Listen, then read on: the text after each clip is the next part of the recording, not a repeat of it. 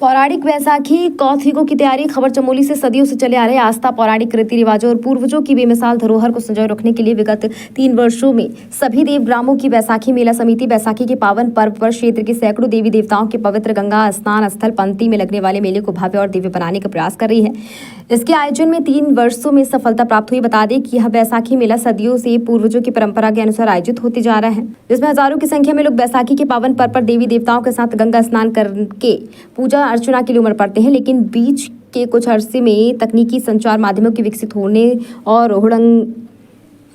हुड़दंगियों के व्यवहार के चलते कई दिनों तक अलग अलग स्थानों पर चलने वाले पूजा अनुष्ठान वाले इन मेलों की चमक दमक फीकी पड़ती नजर आ रही, जो कि पौराणिक, सांस्कृतिक और पूर्वजों की मिलनसार रीति रिवाजों को नई पीढ़ी के लिए इतिहास बनाने जा रहे हैं। इसी को बचाने के लिए 3 वर्ष पूर्व सभी देव ग्रामों की बैसाखी मेला समिति को अस्तित्व में लाया गया, जो देव संस्कृति को आगे बढ़ाने का कार्य कर रही है। इसकी निमित्त आज बैसाखी मेला समिति की बैसाखी मेला की तैयारियों पर एक महत्वपूर्ण बैठक आयोजित की गई, जिसमें इस बार और भी अभिनव प्रयोग पर जोर दिया गया है, ताकि नई पीढ़ी को अपने पूर्वजों की देव संस्कृति को पहचाने, जाने और संस्कृति को आगे बचाए रखने में मदद मिल सकेगी। बता दें कि जैसे जैसे बैसाखी का पर्व नजदीक आता जा रहा है, वैसे वैसे यहाँ चारों तरफ इस मेले की श्रृंखला की तैयारी भी हर परिवार बड़े उत्साह से कर रहे हैं। अब कुछ समय बाद यहाँ के प्रवासियों का घर गाँवों के लिए लौटना भी शुरू हो जाएगा। तब वीरान पड़े कई गाँवों में एक बार फिर बसंती रौनक लौट आती है, जो देखने और महसूस करने लायक होती है, बल्कि सालों तक एक दूसरे से मिलने का भी लाजवाब अवसर होता है। ये तो बहुत पुराना है, लगभग इतिहास के हिसाब से लगभग 8वीं सदी से ये कार्यक्रम यहाँ पे चलता आ रहा है पौराणिक रूप से।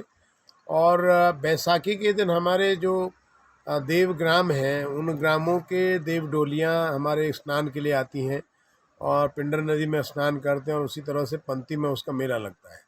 तो विशेष तौर से हमारा ये था कि जितने भी देव ग्राम के लोग हैं उनकी आज हमने बैठक करी, और ये रहा कि जो पौराणिकता हमारी थी उस पौराणिकता को बनाए हुए रखने के लिए ये योजना बनाएगी कि हम बेहतर ढंग से उस मेले को कैसे कर सकते हैं। जैसे उसमें हमारा जो परंपरागत पहनाव है, परंपरागत पहनाव के अलावा जो हमारे परंपरागत लोकगीत हैं, हमारे परंपरागत जागर हैं, उन जागरों को भी लोगों को बताया जाए कि जो देव डोलियों के साथ जो आते हैं जागर वगर बनाने के लिए, तो उसका भी है। फिर उसके लिए हमने क्या कि वाद्य यंत्र होते हैं, उन वाद्य यंत्रों का भी वहाँ पे वादन होगा, और उसको भी हमने कॉम्पिटिटिव रखा ताकि लोग उसको कोशिश करें सीखने की और जानने की। और इसके साथ साथ हमने कहा कि भी मेले से पहले जो गांव में जो नृत्य की जो परंपरा है, हमारी जो पारंपरिक नृत्य है, उसको जो हमारे नई पीढ़ी है, युवाओं को जो निशान और देव डोलियों को लाते हैं, उनको नृत्य की भी तालीम दी जाए, और ताकि यहाँ पे अच्छा प्रदर्शन लोगों के सामने हो सके। क्योंकि धीरे धीरे हमारे जो परंपराएं हैं वो धीरे धीरे छूटती जा रही है।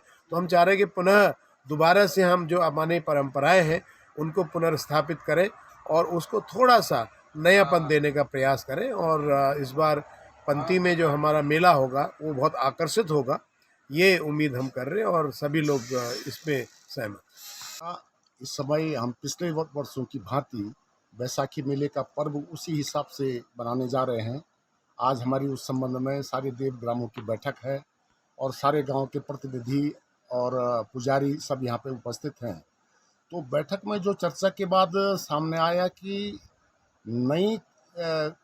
उसकी नई ऊर्जा देने के लिए, अपनी पूंजी और अपनी विरासत को बेहतर बनाने के लिए हम अपने गांव के लोकल लोगों को ज़्यादा प्रोत्साहित करें और गांव के जो रीति रिवाज हैं परंपराओं के अनुसार उसके हिसाब से हम कार्यक्रम को निर्धारित करें।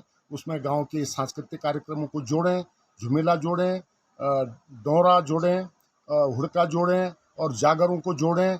तो इस तरह से हम अपने परंपरा को जोड़ करके इसमें एक नया स्वरूप देने का प्रयास कर रहे हैं। क्योंकि ये प्रत्येक वर्ष मनाया जाने वाला मेला है और ये पिंडर घाटी का सबसे प्रसिद्ध मेला है।